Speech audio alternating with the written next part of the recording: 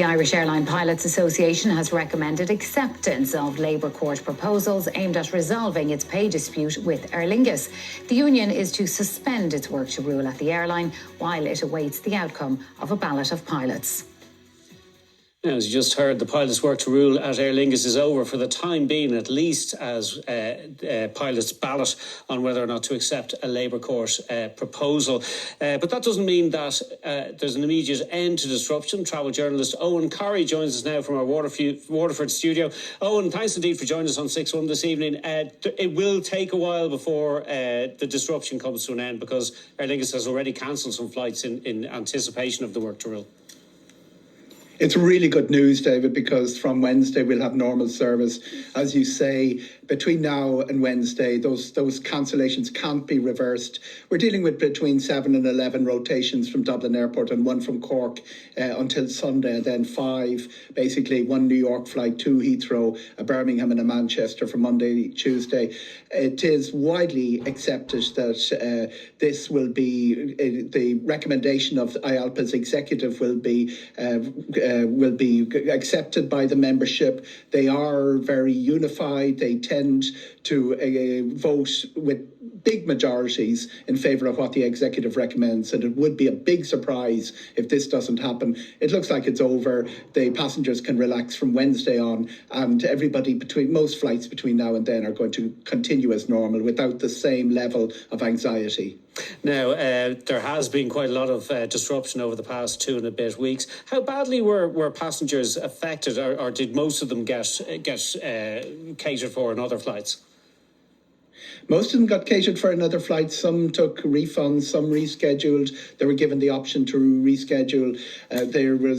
Some of the flights were a bit less comfortable than they would otherwise have been. Travelling to Chicago, they chartered in a Spanish aircraft that wasn't the same standard as the Airbus A330 that Aer Lingus normally run on the route.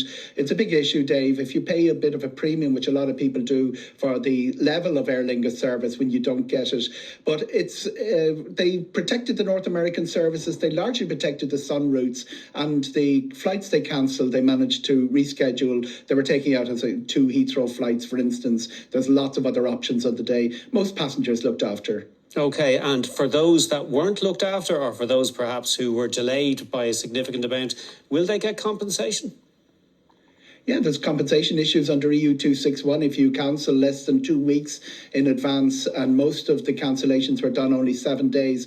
That will take a little while to get through. The advice, very strong advice to consumers, is go to Aer Lingus. They're ready for this. They've staffed up the customer services. They were under serious pressure dealing with all the communication. And if you're not happy with what you get from Aer Lingus, don't go to a third party that will charge you money to pursue your claim, because there's a government appointed agency just to do that, IAA.ie. It's a different website than the consumer website during the pandemic, but the IAA.ie will intervene on your behalf. Go to Aer Lingus first, though. OK, and what about the impact on Aer Lingus? Because there's both a reputational cost and the financial cost of all those flights being cancelled. Internationally, it'll melt away fairly quickly. There are a lot of strikes. I mean, we're dealing with 6 different international aviation strikes during this period last week. At home, a lot of people saying they won't book with them again because of the disruption. That tends to change when they look at the route options and the price options. It'll cost them a lot of money chartering in other aircraft. Some people put that figure over 100 million when you look at the forward bookings, which were effectively killed off from the early days of the ALPA action. And there's international investment. 2 aircraft that were coming to Aer Lingus for their transatlantic routes have gone to Iberia in Spain instead. One of them had already been painted with the shamrock. It looks like the 3 transatlantic routes we were looking forward to Aer Lingus introducing next year may not happen now, but all of that will probably even itself out. I'd expect the 4 other A321 XLRs on their way to Aer Lingus to be safely painted in the shamrock and put into service for Aer Lingus. OK, Eoghan Corry, thanks indeed for joining us on 6-1 from Waterford.